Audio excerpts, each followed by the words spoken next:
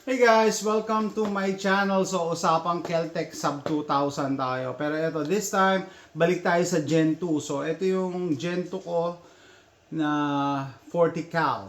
Okay, so, recently, naglabas sila. Recent pa ba yun? 1 year na rin siguro. No?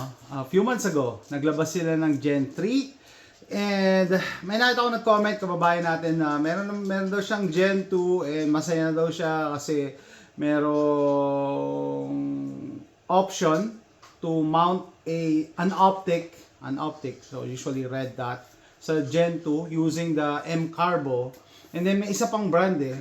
Ang problema ko dyan sa M-Carbo na yan, tsaka doon sa isa pang brand, napakamahal. Halos yung mount pa lang, kalahati na ng presyo ng rifle. Kalahati or 1/3 na presyo. Parang hindi ko ma-justify na kapirasong bakal eh, na nag-flip eh, ganun ang presyo. So anyway, para feeling ko talaga overpriced yon. And then, nung naglabas ang Keltec Sub 2000 Gen 3, biglang nagbaba sila ng presyo. Kasi ang strength ng Gen 3 is, pwede mo nalagyan siya ng optic, hindi mo na kailangan ng additional accessory. So, nawalan sila ng silbi, binaba nila yung presyo. Anyway, so, etong video na to, bibigyan ko kayo ng 2 mounting options. Kung meron na kayong Gen 2 na Sub 2000, I think kahit Gen 1, pwede. So, yung previous video ko, anyway, ito yung Keltec Sub 2000, na nababali siya, ito ang strength niya, sabi ko nga, no, 40 cal, and this is the first option, ginawa ko ito ng separate video,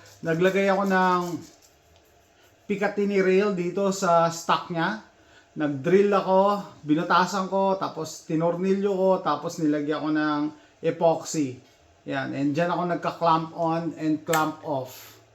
Okay, diyan ko lang ina-attach. Tapos,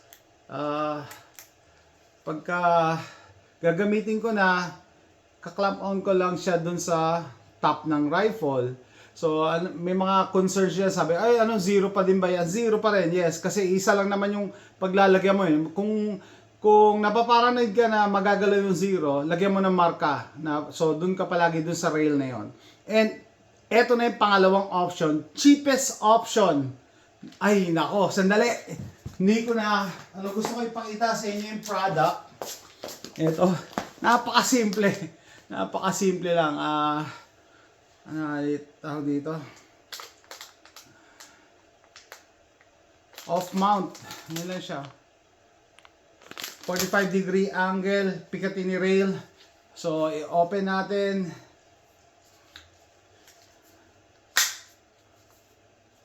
Ayan siya. So, magmamount siya sa ibabaw, tapos mag-a-angle siya ng 45 degree. Okay? So, ito siya. Ito yung product. Yung nabili ko in pairs eh. Kaya, ito meron pa ako spare. Ayan siya. So, imagine mo, nafo-fold na siya. Okay? Mafo-fold mo na to, nang hindi mo na tinatanggal yung yung red dot mo. Of course, pagka meron ka nito, hindi mo na magagamit tong isa unless, dali, pakita ko.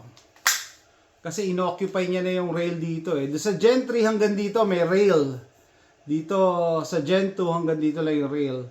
No? So, hindi mo na kailangan ito isa. Unless gusto mo maglagay ka dito. Naglagay kasi ako ng rail covers dito eh. Bakit? Para pag nagsisiklamp ako, hindi masakit sa kamay humawak. Pero technically, pwede ka pa rin maglagay. Kung gusto mo, kaso ano yung tsura mo nun pag dalawa-dalawa yung optics mo. Okay, so ang kinaganda ng Gen 2, meron siyang iron sights. May irons. So optional lang ang red dot. Optional lang ang red dot. Okay, so anyway, gagawa ko ng separate video comparing the Gen 2 versus the Gen 3. So, meron kang option ngayon to use your irons. Irons gagamitin ko. Or, i-tilt mo lang ng konti, red dot na.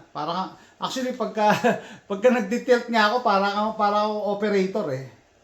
No? Para kang operator na oh. Para kang spec ops eh. Anyway, so, yun may mounting option. And cheap, napaka-cheap na mounting option. Ito, dalawa na binili ko. Less than $10 lang to. Itong 45 degree na offset mount. Okay?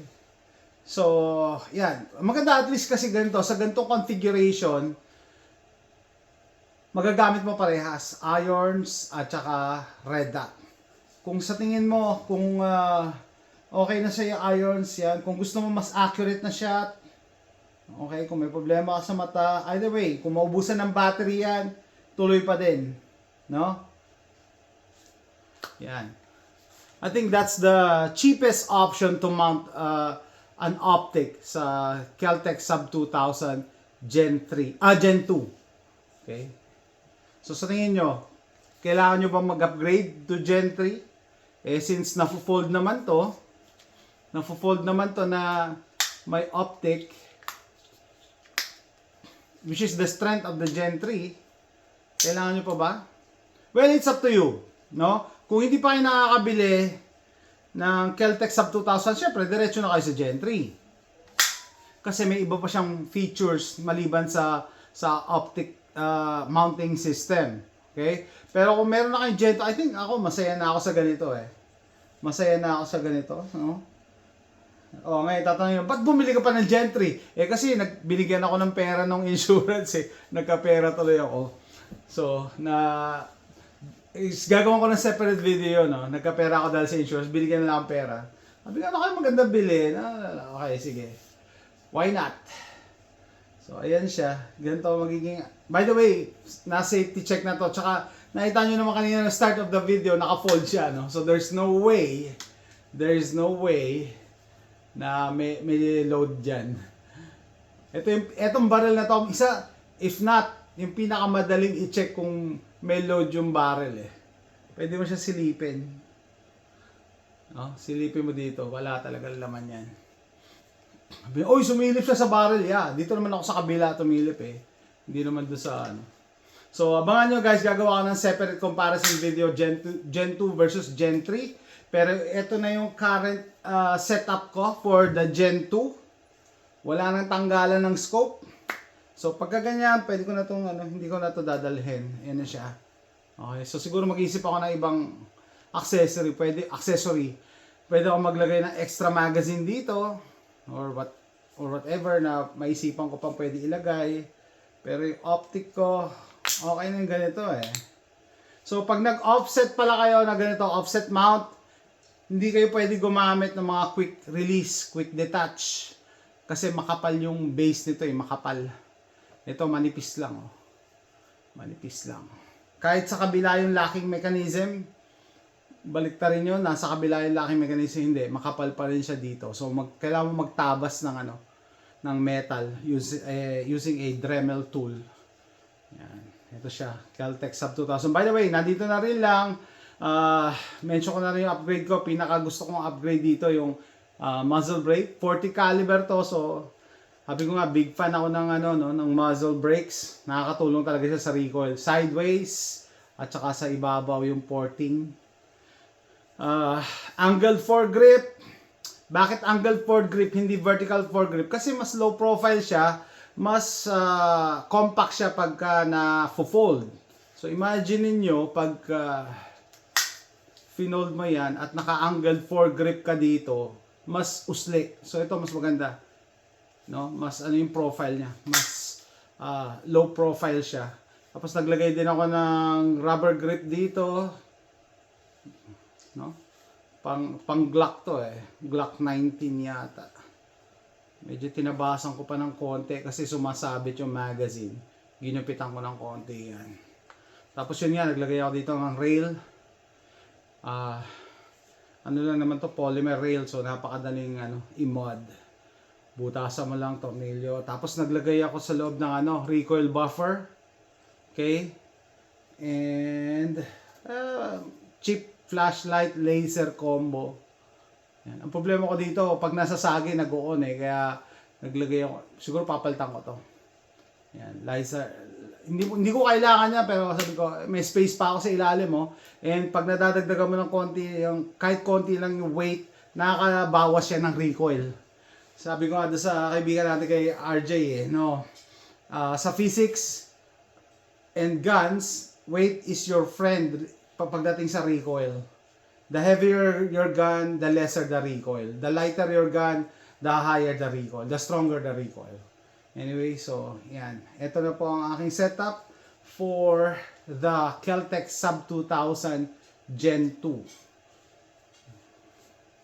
Actually, sa ganitong mount, pwede na siya maipagsabayan sa Gen 3. No? Nafo-fold diretso.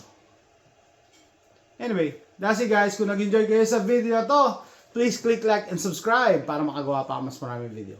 Thanks for watching. Bye!